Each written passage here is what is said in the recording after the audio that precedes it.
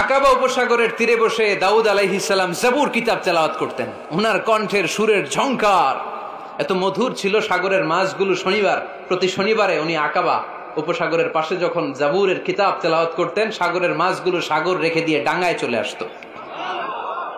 এজন্য আল্লাহ বললেন, খবরদার, শনিবার এই এলাকাতে মাছ শিকার করা আমি হারাম ঘোষণা করলাম। কিবার?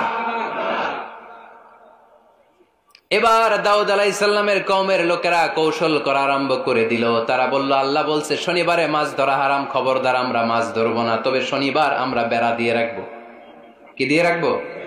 জাল দিয়ে বেড়ে দিয়ে রাখবো। শনিবারে ধরবো না, রবিবারে যাই ধরবো। খবরদার, শনিবারে ধরবি না, শনিবারে হারাম। হারাম করছে কে? তো মাছগুলো যখন তেলাওয়াত করতে আসতো, এরা জাল দিয়ে বেড়ে দিয়ে রাখতো চারদিকে, শনিবারে ধরতো না, কারণ হারাম। কারণ কি? বেড়ে দিয়ে রাখতো, রবিবারে যে ধরতো। আল্লাহ কি এটা বুঝাইছে?